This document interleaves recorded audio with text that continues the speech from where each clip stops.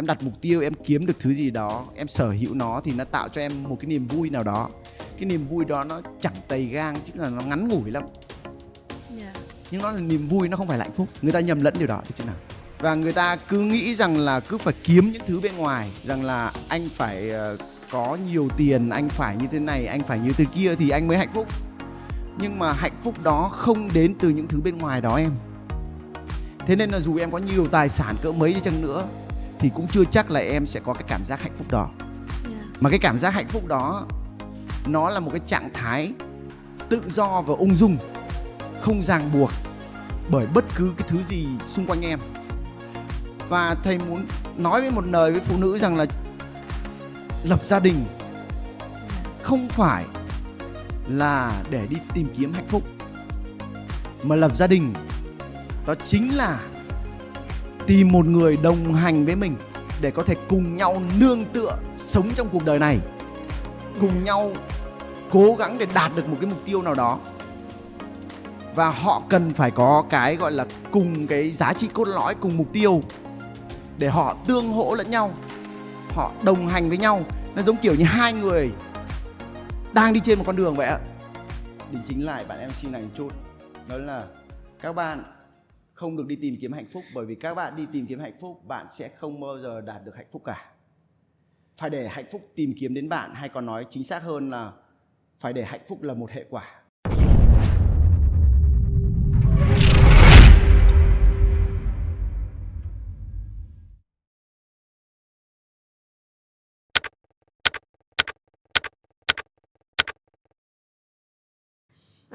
Chào mừng các bạn đã quay trở lại với chương trình podcast Become a Man in My Way. Thì trong số này chúng ta sẽ cùng với thầy Dương Xuân Phi thảo luận về chủ đề là hạnh phúc nha. Xin chào thầy Phi. Chào em. Thì chắc hẳn trong cuộc sống của chúng ta thì em tin rằng là không ít lần mình cũng sẽ tự hỏi bản thân là liệu mình có thực sự hạnh phúc với cuộc sống hay không, hay là hạnh phúc thật sự là gì. Và đối với con mắt quan sát của em thì em cũng thấy những người xung quanh mình, có những người họ có rất nhiều tài sản, hoặc là họ có chức vụ, có địa vị rất cao, nhưng mà chưa hẳn họ đã hạnh phúc. Vậy thì thầy có thể lý giải như thế nào về chuyện này ạ? Trước tiên thì em phải hình dung hạnh phúc là một trạng thái của tâm. Và thầy cần phải nói lại với em một thứ, rằng là người ta thường nhầm lẫn hạnh phúc là niềm vui. Nhưng mà hạnh phúc không phải là niềm vui đâu. Chúng ta thường bị nhầm lẫn cái điều đó. Có nghĩa là niềm vui thì đối diện với nó là nỗi buồn. Ok chưa nào? Tức là cái thái cực ngược lại của nó là nỗi buồn. Cái điểm cân bằng giữa niềm vui và nỗi buồn á, cái trạng thái mà gọi là cân bằng và an yên á, thì đó là một trạng thái của hạnh phúc. Cái sự hạnh phúc á thì em phải hình dung như này, nó không đến từ bên ngoài. Sở dĩ mà dù em có thể đạt được những cái mong muốn này, mong muốn kia trong cuộc sống, nhưng mà cái niềm em chỉ đạt được cái gọi là không phải là hạnh phúc đâu, nó là niềm vui. Em đặt mục tiêu, em kiếm được thứ gì đó, em sở hữu nó thì nó tạo cho em một cái niềm vui nào đó. Cái niềm vui đó nó chẳng tầy gang, chứ là nó ngắn ngủi lắm. Nhưng nó là niềm vui, nó không phải là hạnh phúc. Người ta nhầm lẫn điều đó, được chưa nào? Và người ta cứ nghĩ rằng là cứ phải kiếm những thứ bên ngoài, rằng là anh phải có nhiều tiền, anh phải như thế này, anh phải như thế kia thì anh mới hạnh phúc. Nhưng mà hạnh phúc đó không đến từ những thứ bên ngoài đó em. Thế nên là dù em có nhiều tài sản cỡ mấy đi chăng nữa thì cũng chưa chắc là em sẽ có cái cảm giác hạnh phúc đó. Mà cái cảm giác hạnh phúc đó nó là một cái trạng thái tự do và ung dung, không ràng buộc bởi bất cứ cái thứ gì xung quanh em. Mà chủ đề trước thầy bàn bạc ở podcast trước, đó là sự tự do đó. Khi nào em đạt được cái sự tự do, ung dung, không ràng buộc với bất cứ thứ gì xung quanh em, với cảm xúc của em và với suy nghĩ của em, thì em sẽ đạt đến một cái trạng thái gọi là an nhiên, tĩnh tại. Thì trạng thái đó sẽ vô cùng bình yên, và bình yên một cách sâu thẳm. Thì đó chính là hạnh phúc. Nên là quay trở lại cái câu hỏi của em á, thì có nghĩa là hạnh phúc không phải tìm kiếm ở bên ngoài đâu, nó phải là sản sinh bên trong mình ra. Theo ý em hiểu cái câu trả lời của thầy thì có nghĩa là mình không đánh đồng cái việc hạnh phúc bởi cảm xúc vui hay là cái cảm xúc mình có nhất thời đó. Giống như cái niềm vui người ta hay nghĩ là hạnh phúc, nhưng mà thật ra hạnh phúc thì nó nằm ở giữa cái trạng thái cảm xúc của mình ấy. Thì như vậy là có đúng chưa? Đúng rồi, hạnh phúc là một trạng thái cân bằng giữa niềm vui và nỗi buồn. Dạ, vậy thì có nghĩa là lúc đó cảm xúc của mình là không cảm thấy gì hết hả thầy? Không, cái đấy là một trạng thái khác nữa em. Cái trạng thái mà không cảm thấy gì nó gọi là chán chường. Dạ. Trạng thái đó khác. Trạng thái đó đến từ cái việc mà em mất định hướng, không tiến lên trong cuộc sống, không có gì mới mẻ trong cuộc sống. Đó gọi là trạng thái đó được tạo ra khi nó tạo ra sự chán chường, chán nản đấy, em hiểu không? Còn cái trạng thái mà thầy nói là cân bằng giữa niềm vui và nỗi buồn đó, đó là một trạng thái khác, trạng thái an nhiên, tĩnh tại, tĩnh lặng. Dạ. Và trạng thái đó đến từ việc em có được sự tự do trong suy nghĩ của em và trong tâm hồn của em. Và lúc đó nó sẽ khởi lên một thứ nó gọi là tình yêu tràn ngập trái tim của em. Và khi tình yêu tràn ngập trái tim của em thì em sẽ hạnh phúc. Dạ. Vậy thì đối với một người bình thường giống như em đang sinh sống trong đời sống này thì thầy nghĩ là các yếu tố quan trọng để có thể xây dựng hoặc là tìm kiếm được cái niềm hạnh phúc của mình là gì? Câu hỏi này thì có vẻ nhiều người hỏi, nhưng mà quay trở lại cái câu lập luận trước của thầy thì hạnh phúc không thể tìm kiếm được em. Thầy muốn khẳng định với em là hạnh phúc không thể tìm kiếm. Mà hạnh phúc chỉ là hệ quả. Yeah. Tức là một cái tự nhiên nó có, nhờ việc em chuyển hóa tâm của mình thôi, chuyển hóa suy nghĩ và tâm thức của mình. Và hạnh phúc nó có từ cái việc gì em biết không? Nó có, như thầy nói với em, nó có từ cái sự tự do trong tâm và trí của em. Sự tự do về thân, tâm và trí. Em có 3 cái sự tự do đó. Yeah. Thì nó sẽ khởi sinh một tình yêu trong trái tim của em. Và khi nó khởi sinh một tình yêu trong trái tim của em thì em sẽ vô cùng hạnh phúc. Cái cách mà để có thể gọi là phát triển cái điều đó, thứ nhất là em phải phát triển trí tuệ của em. Tại vì nếu mà trí tuệ của em hiểu biết những cái thứ chân lý đó chính là những thứ đúng trong mọi hệ quy chiếu. Những thứ đúng trong mọi hệ quy chiếu. Ví dụ như là trái đất quay quanh mặt trời chẳng hạn, thì đó là chân lý. Thì tất cả những cái thứ đúng trong mọi hệ quy chiếu thì nó là chân lý. Vậy thì quay trở lại câu chuyện nữa, đó là trí tuệ. Phát triển trí tuệ là cái gì? Đó là phát triển cái sự hiểu biết của em ngày càng gần với chân lý. Thì khi đó em hiểu mọi thứ vận hành như thế nào. Khi em hiểu tất cả mọi thứ vận hành như thế nào thì em sẽ không có bị mâu thuẫn nữa. Em không sống khó khăn nữa. Tại vì em hiểu cách vận hành cuộc sống này, thì giống kiểu như em hiểu luật chơi của một cái game, em chơi đúng luật thì em sẽ ok với cái game đó, đúng không? Em sẽ thắng cái game đó, đúng không? Cuộc đời thì nó cũng giống một cái game vậy. Được chưa nào? Yeah. Vậy thì khi em tiệm cận với chân lý thì nó sẽ giúp cho em sống một cuộc đời tốt đẹp. Và khi em phát triển cái trí tuệ của em lên thì nó sẽ giúp cho em đạt tự do về mặt tâm và trí. Yeah. Và khi nó đã giúp cho em đạt được cái tự do về mặt tâm và trí á, thì tự do đó nó sẽ tự khởi sinh một niềm hạnh phúc vô bờ bến trong trái tim của em. Yeah. Vậy thì như thầy chia sẻ đó là mình có thể xây dựng được cái niềm hạnh phúc cho nó vững chắc hơn bằng cách là mình tìm đến những cái chân lý. Vậy thì làm cách nào để mình có thể tiệm cận hoặc là tiếp xúc được đến những cái chân lý đó dễ dàng hơn? Chân lý thì nó vô cùng đơn giản và đôi khi nó trước mắt chúng ta. Yeah. Nhưng mà đôi khi chúng ta không có nhìn thấy nó, bởi vì chúng ta bận kiếm tiền em. Chúng ta bận kiếm tiền vì đầu óc của chúng ta lúc nào cũng chỉ xoay quanh tiền bạc, làm sao phải kiếm nhiều tiền, làm sao phải hơn người khác, làm sao phải nổi tiếng, làm sao phải chiến thắng, đúng không nào? Thì nếu mà đầu óc của chúng ta chỉ có suy nghĩ về những cái điều đó thôi thì làm sao đầu óc của chúng ta quan sát được thấy cái chân lý phía trước chúng ta. Chúng ta phải quan tâm đến những cái thứ, tức là khi nào mà chúng ta đã vượt qua được cái gọi là cái kiếm sống, tức là cái nhu cầu sinh tồn đó, đó là kiếm sống, thì chúng ta mới có cái đầu óc để nghĩ đến những cái thứ nó cao sang hơn. Thì lúc đó thì chúng ta mới bắt đầu chúng ta quan sát sự sống, quan sát cuộc sống xung quanh chúng ta, và chúng ta sẽ thấy chân lý ở mọi thứ trong cuộc đời của chúng ta. Dạ, cảm ơn cái chia sẻ của thầy. Nhưng mà em thì có một cái cách nhìn nhận là như thế này. Thì theo em được biết á, thì có cái tháp nhu cầu của Maslow. Ở đây thì cái nhu cầu thấp nhất giống như thầy chia sẻ đó là sinh tồn. Xong rồi sau đó mình sẽ có nhu cầu được quan tâm, được yêu thương. Rồi sau đó mình sẽ có nhu cầu chứng tỏ bản thân. Vậy thì nếu mà như cái cách thầy chia sẻ, thì những cái người mà họ đang ở cái tầng nhu cầu thấp hơn là cái nhu cầu sinh sống rồi kiếm tiền để sinh sống, thì họ không thể đạt được hạnh phúc hay sao thầy? Hoặc họ không thể có được hạnh phúc trong cuộc sống hay sao ạ? Thực ra thì em phải hình dung là không phải là họ không thể đạt được, mà họ vẫn đạt được, nhưng đôi lúc thôi. Còn phần lớn cuộc đời của họ, những cảm giác trong phần lớn cuộc đời của mỗi người á, thường là sẽ là vui, buồn, đúng không nào?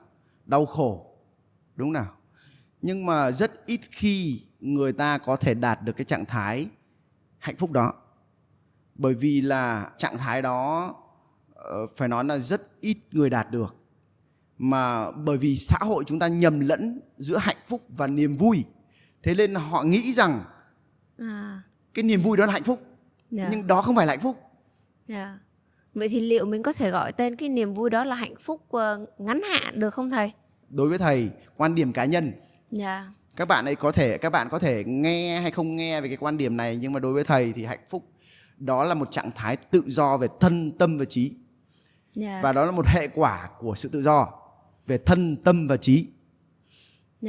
Vậy thì cảm ơn câu trả lời vừa rồi của thầy. Vậy thì em cũng quan sát rằng á, thường thì trong cuộc sống của mọi người á, để đạt được một cái thành công nhất định, ví dụ như muốn thành công trong công việc, thì mình phải đánh đổi về mặt sức khỏe hoặc là thời gian. Thì liệu cái niềm hạnh phúc trong cái việc mình đạt được khi mà đã thành công trong công việc á, nó có phải là cái niềm hạnh phúc thật sự hay không? Tại vì khi mà mình đã đạt được cái niềm thành công đó thì em chắc chắn tin rằng là cái người đó họ sẽ trải qua cả niềm vui và nỗi buồn và đạt được một cái kết quả nhất định. Và đương nhiên là bên cạnh đó họ sẽ phải đánh đổi những cái thứ như là sức khỏe hoặc là thời gian của họ. Thì liệu cái hạnh phúc khi mà đạt được cái sự nghiệp đó, nó có phải là hạnh phúc thật sự hay không? Thầy đã nói với em, đã định nghĩa cho em đó không phải là hạnh phúc mà. Có đúng không nào? Thì lúc mà mình được thầy đã định nghĩa cho em đó không phải là hạnh phúc, đó là niềm vui, được chứ nào? Nó là niềm vui. Nó không phải là hạnh phúc, ok chứ nào? Nó là niềm vui. Nhưng mà khi đó là mình đã có sự tự do về, giống như kiểu ở trong mặt công việc nha, thì mình sẽ có sự tự do ở trong nghề nghiệp rồi. Mình không có bị cảm giác giống như là mình đã đến một cái mức độ thành công rồi. Mình không còn bị chi phối giống như tôi đặt ra mục tiêu là tôi sẽ trở thành tổng giám đốc đi. Và khi mà tôi ngồi lên được cái vị trí đó rồi thì được coi là một thành công. Đó là niềm vui, ok chứ nào? Vậy thì nó vẫn chỉ là một niềm vui thôi, đúng không ạ? Thầy đã nói với em hạnh phúc là một hệ quả. Có nghĩa là chúng ta không thể tìm kiếm nó, được chưa nào? Nó là hệ quả của sự tự do về thân, tâm và trí.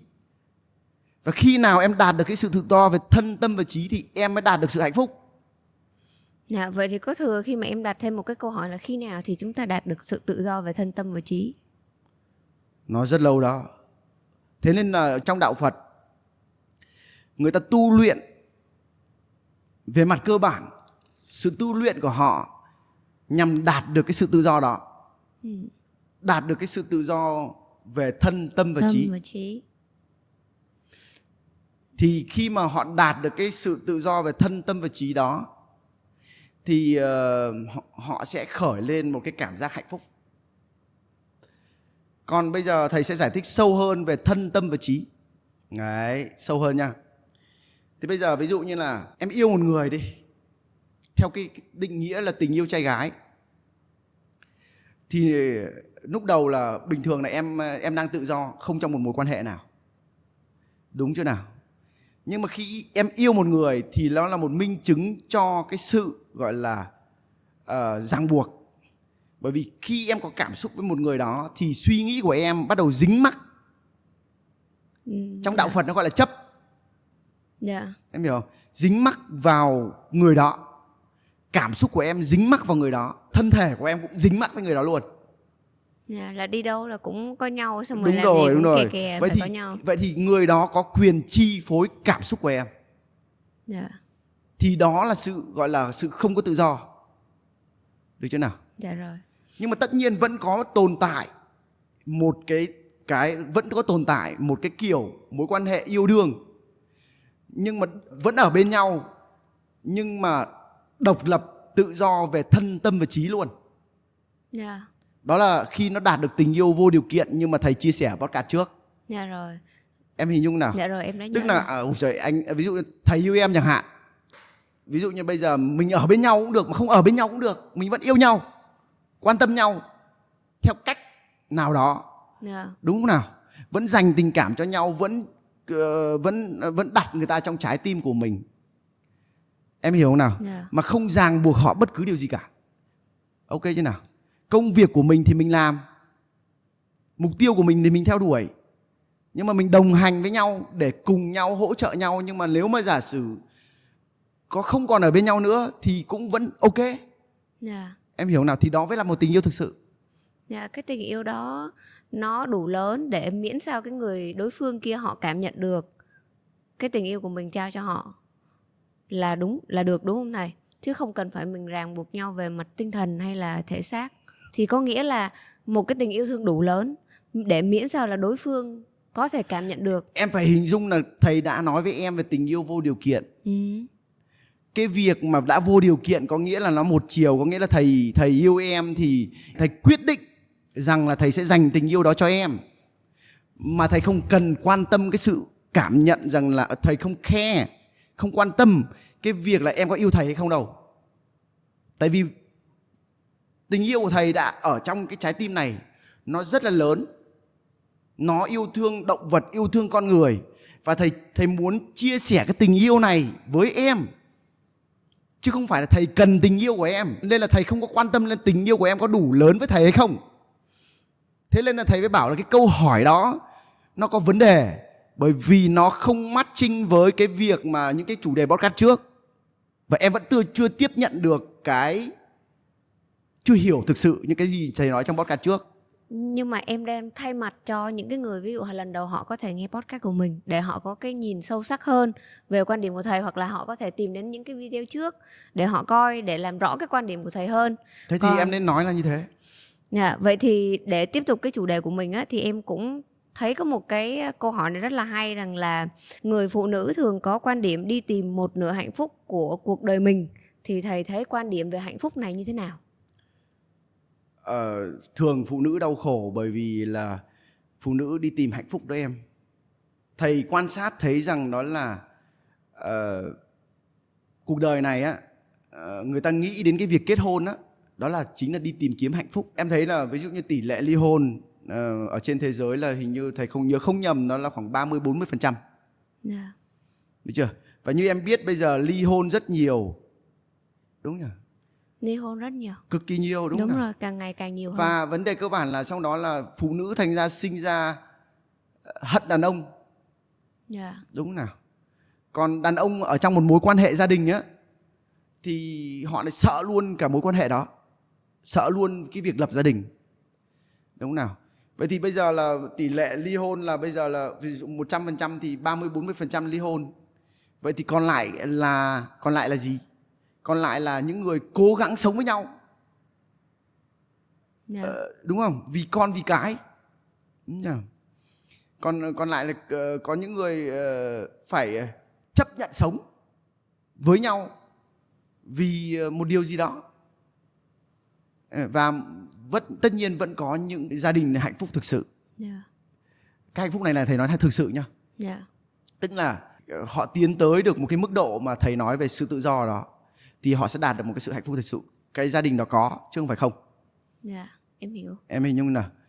Và vấn đề cơ bản đó là cái quan điểm về tình yêu, cái quan điểm là đi tìm kiếm hạnh phúc như thế nó chỉ mang lại đau khổ mà thôi. Bởi vì nếu mà cái quan điểm nó đúng ấy em, thì xã hội này không đau khổ đến thế.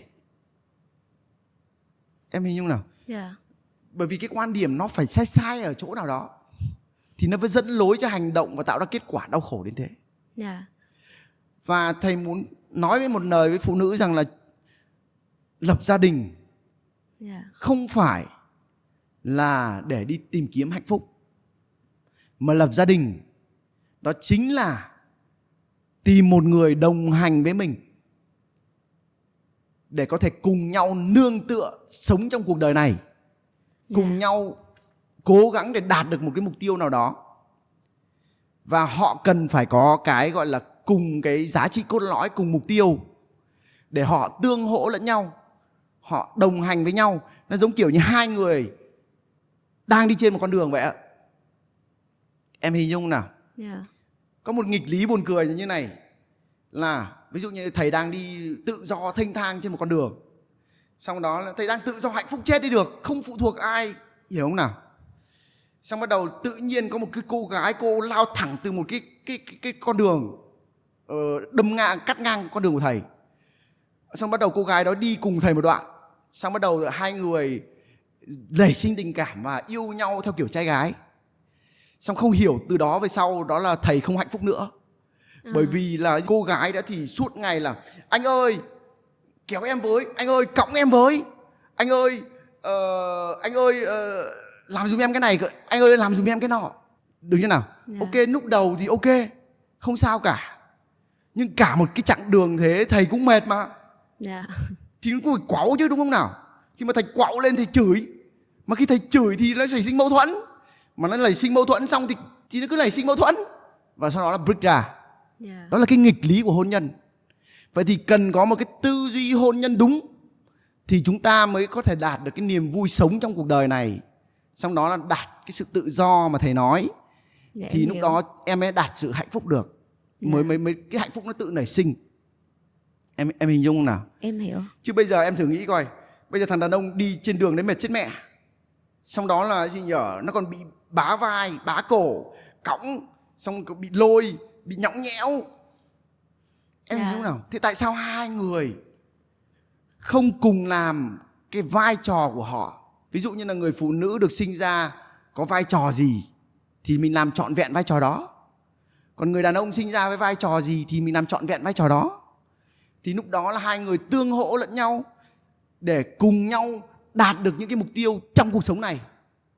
Thì lúc đó mới ok được chứ. Và một cái sai lầm của, bây giờ thầy mới nhớ ra một cái sai lầm của phụ nữ, đó là sự bình đẳng mà phụ nữ nghĩ á. Đó là một cái sai lầm mà khiến cho xã hội này nó cực kỳ nguy hiểm. Tại vì có cái phong trào nữ quyền, tức là đàn ông làm gì được thì phụ nữ cũng làm được cái đó. Em hình dung nào? Nhưng cái đó là sai. Bình đẳng không có nghĩa rằng là đàn ông làm gì thì phụ nữ làm cái đó. Tại vì đàn ông sinh ra với cơ bắp, với trí tuệ logic khác với phụ nữ. Phụ nữ sinh ra với cảm xúc.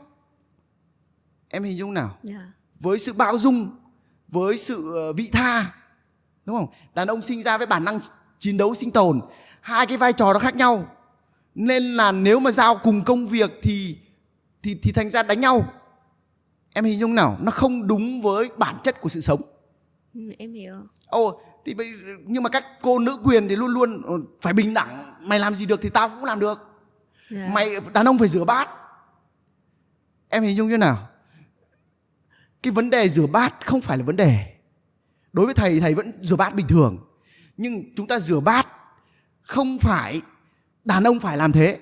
Mà chúng ta ví dụ là đàn ông rửa bát vì yêu thương vợ của mình thôi, chứ không phải là vì đàn ông phải làm như thế.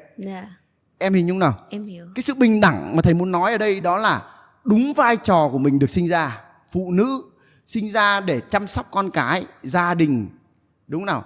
Để là một nơi, một điểm tựa cho chồng của mình trở về nhà sau sự mệt mỏi của cuộc sống, đúng nào? Thì nó mới đúng được. Nó giống kiểu như thế này. Con cá sinh ra làm con cá, con khỉ sinh ra làm con khỉ, nhưng mà bắt con cá leo cây, còn con khỉ bơi, thì nó bị sai cái bản chất của tự nhiên. Mà khi sai bản chất của tự nhiên á thì chắc chắn nó có vấn đề, và nó sẽ không hạnh phúc, nó không đạt được cái điều đó. Vì cái cuộc đời này nó như thế, thế nên là nó bị đi ngược với tự nhiên, thế nên là thành ra toàn đau khổ thôi. Dạ, thì cái câu trả lời của thầy nó bao gồm rất là nhiều cái vấn đề ở trong hôn nhân. Nhưng mà em đúc kết lại qua cái câu hỏi của mình á, thì thật ra cái việc đi tìm một nửa hạnh phúc của cái quan niệm của cái người phụ nữ đó thì không hẳn đã sai, nhưng mà người phụ nữ phải trang bị cho mình những cái tư duy và những cái kiến thức về việc là mình phải tự chủ, phải độc lập, để không khiến cho bản thân mình phải phụ thuộc vào người đàn ông, và không làm cho cái người đàn ông của mình phải cảm thấy là mệt mỏi trước cái việc là đồng hành cùng một cái người như thế này thì mới dễ tìm được hạnh phúc. Và không phải dễ tìm được, dễ đạt được hạnh phúc. Dễ đạt được hạnh phúc. Dạ, và thì cái câu hỏi tiếp theo đó là trong cuộc sống của thầy ấy, thì thầy đã cảm thấy là mình đã đạt được hạnh phúc hay chưa? Bản thân thầy á thì thầy đạt được cái sự tự do về thân tâm và trí. Nhưng mà thầy vẫn cảm thấy đau khổ. Bởi vì cái đau khổ của thầy nó không đến từ cái việc bị dính mắc với người khác. Không, ý nói là nó không đến từ cái việc mà gọi là những cái, ví dụ như vật chất thì đối với thầy thì nó không có tác động. Nhưng mà có một thứ nó sẽ tác động. Thầy bị một thứ đau khổ khi mà nhìn thấy người khác đau khổ. Vậy thì trước khi quay lại cái việc mà mình vẫn còn cái cảm xúc đau khổ đó, thì thầy có thể chia sẻ thêm cho em và mọi người biết rằng là cái hạnh phúc là cái điều gì khi mà thầy nhìn lại từng cái chặng đường sự nghiệp ở độ tuổi này rồi? Cái hạnh phúc thầy đã nói là nó là trạng thái của tâm. Ý là hạnh phúc đối với thầy, hạnh phúc của riêng thầy á. Nó đã là một trạng thái của tâm rồi mà sao lại đối với thầy được? Có nghĩa là nó đã là một trạng thái tự sản sinh trong tâm của chúng ta. Được chưa nào? Khi chúng ta đạt được cái sự tự do đó. Và quên nói với em một thứ, đó là xây dựng lòng biết ơn sẽ phát triển giúp em đạt đến cái sự tự do về mặt thân tâm trí đó, và nó sẽ giúp em đạt được sự hạnh phúc. Vậy thì ở độ tuổi nào thì thầy nhận ra là mình đã đạt được cái hạnh phúc đó vậy? Như thầy nói, hạnh phúc á, nó có thỉnh thoảng những khoảnh khắc hạnh phúc, chứ nó không xuyên suốt hạnh phúc. Em hình dung nó là một trạng thái không xuyên suốt. Đúng rồi, nếu mà em đạt được một cái trạng thái hạnh phúc hoàn toàn thì có thể gọi là Đức Phật đạt được cái trạng thái hạnh phúc hoàn toàn đó. Tức là ông ấy tự do về mặt thân tâm trí và không bị phụ thuộc vào tất cả các yếu tố bên ngoài. Có nghĩa là bên ngoài như thế nào thì tâm trạng, tức là cái tâm của ông ấy vẫn rất là bình yên. Em hiểu không nào? Nó gọi là chánh đẳng chánh giác. Chánh đẳng có nghĩa là không thay đổi. Hiểu không nào? Thì khi đó em sẽ đạt được một cái sự liên tục về sự hạnh phúc. Còn với thầy thì trong cả cuộc đời thầy thì thầy đạt được nhiều cái giai đoạn khác nhau mà thôi, chứ nó không có liên tục. Nhưng mà bây giờ thầy bị phụ thuộc vào một thứ gọi là, nếu mà thầy cảm nhận được cái là thầy thấy người khác đau khổ, thầy thấy người khác không phát triển, thì điều đó khiến cho thầy cảm thấy bị đau khổ. Vậy thì nếu như mà hạnh phúc nó sẽ là một cái trạng thái như vậy đấy, thì tại sao con người ta lại mãi đuổi theo cái sự hạnh phúc vậy thầy? Tại vì bây giờ ví dụ như là một món ăn ngon, một món ăn dở, thì em chọn món nào? Chọn món ăn ngon. Vậy thì tại sao em chọn món ăn ngon? Tại vì nó ngon đúng không nào? Và nó dẫn đến cảm xúc đúng không? Có đúng chứ nào? Vậy thì tất nhiên là tất cả chúng ta đều muốn lựa chọn những cái thứ và cái cảm giác đó nó mang lại cái sự thích thú cho chúng ta. Nó mang lại cái sự gọi là cái điều tốt đẹp cho chúng ta. Em xin được diễn giải lại rằng là thay vì mình tìm được cái hạnh phúc thật sự bằng cách mình rèn luyện và đạt được cái sự tự do về mặt thân tâm trí, thì ở đây là hầu như chúng ta chỉ chạy theo cái cảm giác có được hạnh phúc thôi, đúng không thầy? Có được một cái niềm vui mà người ta lầm tưởng là hạnh phúc. Câu sau gần sau thì đúng, còn câu trước đó thì hơi lòng vòng. Nhưng mà thầy sẽ để cái này trên podcast.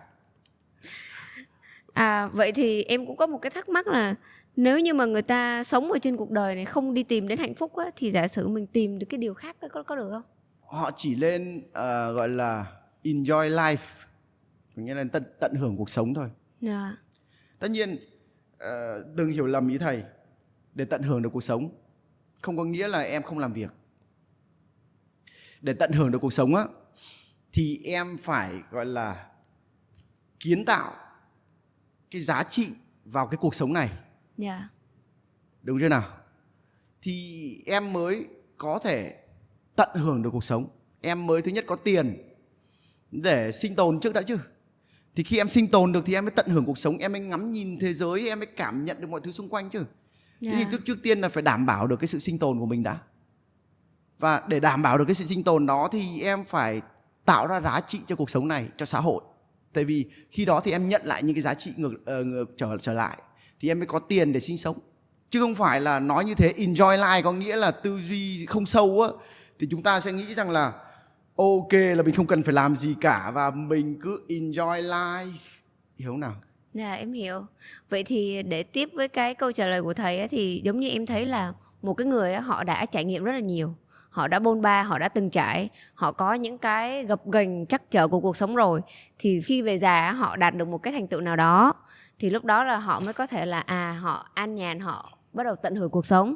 Nhưng mà nếu như vô tình á, những cái bạn trẻ họ lại giống như kiểu những bạn sinh viên chẳng hạn đi, họ lại có suy nghĩ là thế thì tận hưởng cuộc sống có nghĩa là tôi không cần tôi phải bỏ tất cả đúng không? tôi bỏ tất cả, tôi không enjoy phải làm gì life cả. đúng không? Đúng rồi, thì liệu thầy có cái lời khuyên gì cho những cái tư duy hoặc là những cái suy nghĩ của các bạn chưa được đúng hướng như vậy không? Cuộc đời của chúng ta có 24 giờ đúng không nào? Dạ. Thì bây giờ 8 giờ dùng để ngủ. Thì 8 giờ chúng ta để làm việc kiến tạo lên thế giới này. 8 giờ còn lại chúng ta enjoy life. Đó cũng là một cách sống rất là khoa học luôn. Đúng rồi, bởi vì chúng ta vừa kiến tạo và kiếm tiền để lo cho cuộc đời của mình đúng không nào? Còn một phần để chúng ta gọi là enjoy life. Dạ, nhưng mà chắc chắn là phải nhớ là mình phải kiến tạo ra giá trị. Nhưng mà chắc chắn khi mà đi làm việc, chúng ta không phải là chỉ làm việc cho nó có. Tại vì khi làm việc cho nó có thì chúng ta tạo ra rất ít giá trị. Và cái điều đó nó sẽ không khiến cho chúng ta có nhiều thu nhập. Chúng ta phải làm việc hard work, làm ra làm mà chơi ra chơi. Em hiểu không nào? Thì khi đó chúng ta có nghĩa là chúng ta làm việc thật là chăm chỉ, thật là hiệu suất, thật là tốt. Thì lúc đó giá trị của chúng ta tạo ra xã hội nhiều thì chúng ta sẽ lấy nhận được nhiều giá trị của xã hội về đúng không nào? Thì khi đó thì chúng ta kiếm được nhiều tiền. Thì khi đó chúng ta mới có thể gọi là tận hưởng được cuộc sống. Thì như thế nên chúng ta vừa enjoy life và vừa làm việc. Đó là một cách mà thầy Phi đã chia sẻ cho những bạn trẻ là làm thế nào để có thể cân bằng giữa cái việc là mình vừa hard work nhưng mà khi mà mình vẫn có, trong khi đó mình vẫn có thể tận hưởng được cái cuộc sống của mình. Vậy thì một số cái quan điểm nữa rằng là hạnh phúc chính là cái điều cầu được ước thấy, thì thầy có đồng ý với cái việc đó không? Câu này đã hoàn toàn sai. Tại vì thầy nói với em, cầu có nghĩa là mong cầu. Mà khi mong cầu á thì chúng ta sẽ có kỳ vọng. Mà khi chúng ta có kỳ vọng, khi mà chúng ta không đạt được nó thì chúng ta có thất vọng. Thì càng mong cầu hạnh phúc á thì chúng ta càng đau khổ. Chúng ta không mong cầu hạnh phúc, thầy đã nói nó là hệ quả. Hệ quả có nghĩa là nó tự sản sinh. Em hiểu không nào? Dạ, hiểu. Nó tự sản sinh từ một cái gì đó. Em hình dung chưa? Nó giống kiểu như là, để giải thích cho, tại vì có thể là một số người không hiểu từ hệ quả, thì bây giờ thầy sẽ giải thích từ hệ quả.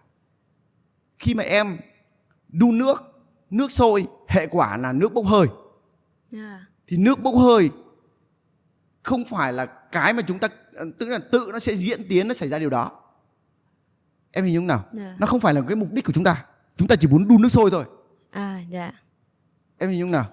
Vậy thì khi mà chúng ta mong cầu thì chúng ta càng không đạt được hạnh phúc.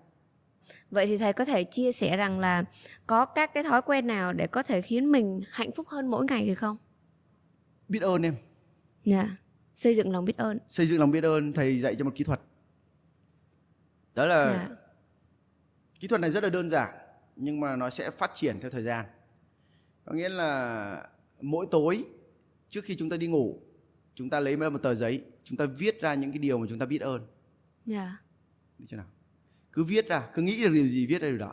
Ví dụ như là bây giờ là tôi biết ơn tôi đã được hiện diện trong cuộc đời này, tôi biết ơn tôi đã có đủ chân tay, tất cả thân thể lành lặn để tận hưởng cuộc đời này, tôi biết ơn vì tôi có đủ cơm ăn áo mặc. Yeah. Thì khi mà em viết ra cái cơ chế của nó như sau, cái cơ chế để giúp mình hạnh phúc như sau. Đó là khi mà em viết ra những cái điều đó thì cái bộ não của em á, nó sẽ khắc ghi, nó sẽ ý thức được về cái điều đó mỗi ngày, đúng không nào? Và nó sẽ dần dần nó sẽ làm cho cái đầu của chúng ta, thay vì nghĩ về những cái thứ mình không có, mà họ luôn luôn nghĩ về những cái thứ, họ luôn luôn nhìn thấy những cái thứ tích cực, những thứ mình có. Yeah. Thì lúc đó họ thấy biết ơn cuộc đời này, và tình yêu sẽ sản sinh trong trái tim của họ. Và khi tình yêu sản sinh trong trái tim của họ với cuộc đời á, thì lúc đó bắt đầu cái niềm hạnh, họ không cần bất cứ người khác làm gì cho họ hết, và sự tự do bắt đầu tới. Và khi sự tự do bắt đầu tới thì niềm hạnh phúc mới trào dâng trong trái tim của em.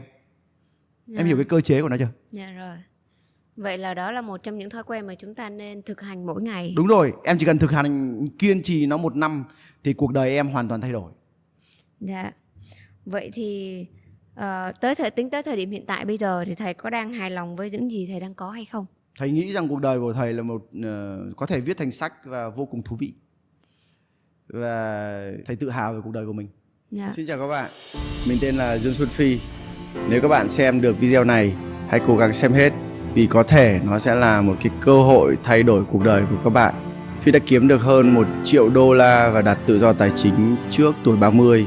Các bạn có thể tìm kiếm thông tin về Phi trên Google hay Facebook.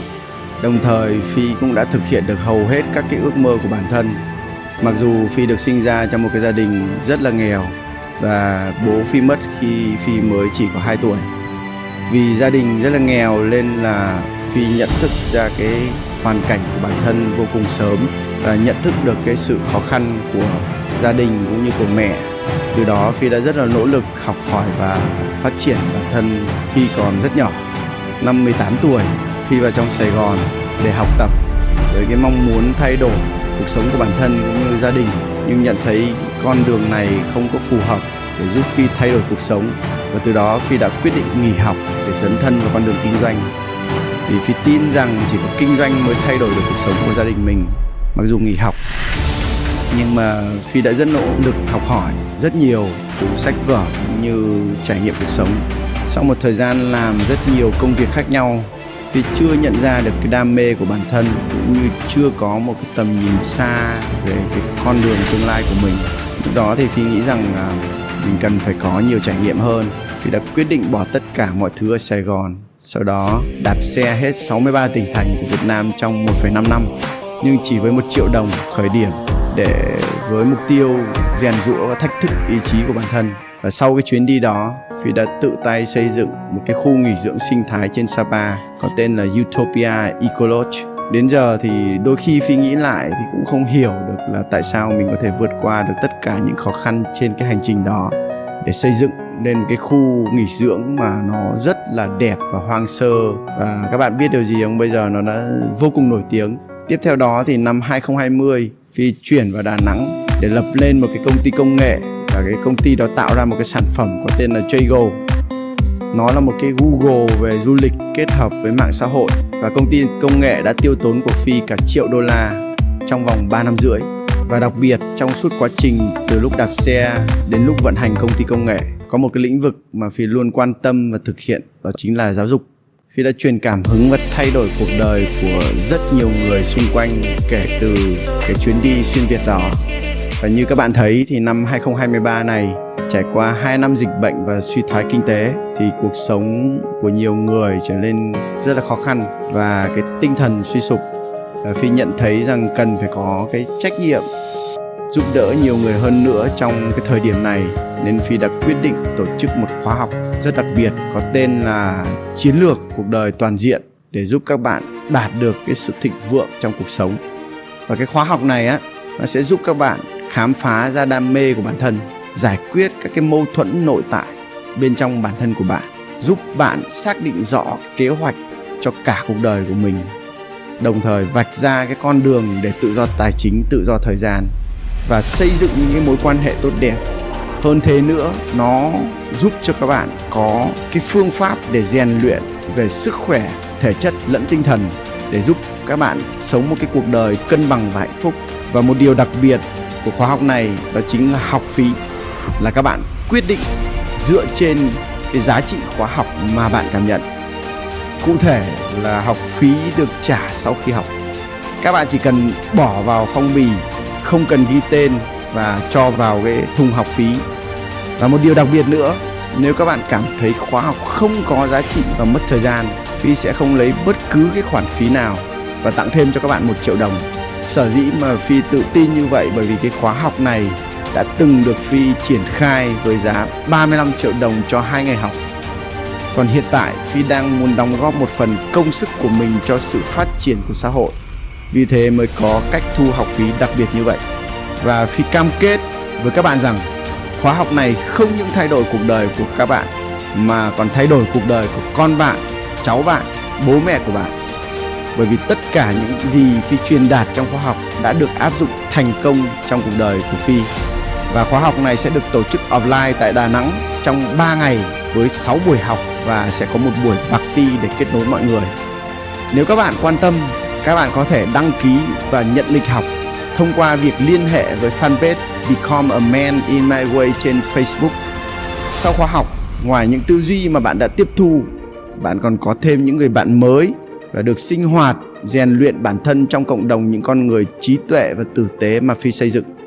Đồng thời Phi luôn sẵn sàng hỗ trợ các bạn bằng tất cả nguồn lực Phi có trên hành trình thay đổi cuộc đời của các bạn. Sau tất cả, điều Phi mong muốn nhất đó là các bạn có một cuộc sống hạnh phúc và đất nước Việt Nam của chúng ta ngày càng phát triển. Xin cảm ơn.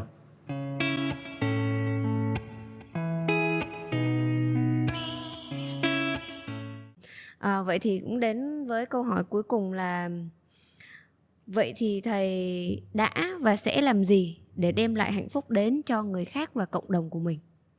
Thầy không có thể đem lại hạnh phúc đến cho người khác được. Nhưng thầy có thể hướng dẫn họ con đường để hạnh phúc tự đến với họ, như cách mà chia sẻ, đó là từ cái góc nhìn của thầy, từ cái kinh nghiệm bản thân của thầy, và thầy chia sẻ trên podcast như thế này. Và thầy tin rằng là với cái tư duy này thì họ sẽ có một cái con đường đúng đắn, và khi mà họ đi trên con đường đúng đắn thì hạnh phúc sẽ tìm đến với họ mà họ không cần đi tìm hạnh phúc. Và thầy vẫn đang làm điều đó đây. Thầy vẫn đang chia sẻ hàng ngày bằng tất cả trái tim của mình. Và đó cũng là điều mà thầy em nghĩ là nó sẽ giúp thầy không còn cảm thấy đau khổ nữa khi mà thầy thấy được mọi người có cái niềm hạnh phúc của riêng họ. Giống như lúc nãy thầy chia sẻ. Đúng rồi, là thầy đã hạnh phúc. Đúng rồi, đó là cách để giúp giải quyết vấn đề của thầy. Thì cảm ơn cái chia sẻ cũng như là thời gian thầy Phi dành ra để chia sẻ về hạnh phúc. Thì hy vọng là mọi người có thể đúc kết lại và lượm lặt những kiến thức để tìm cho mình thấy hạnh phúc thật sự của mọi người trong cuộc sống nhé. Đính chính lại một chút nữa, đó là đính chính lại bạn MC này một chút, đó là các bạn không được đi tìm kiếm hạnh phúc, bởi vì các bạn đi tìm kiếm hạnh phúc, bạn sẽ không bao giờ đạt được hạnh phúc cả. Phải để hạnh phúc tìm kiếm đến bạn, hay còn nói chính xác hơn là phải để hạnh phúc là một hệ quả. Và trước khi kết thúc thì Phi muốn kể cho bạn một câu chuyện. Đó là có một cái con heo mẹ, heo con, nó về hỏi con heo mẹ: mẹ ơi, hạnh phúc là gì vậy mẹ?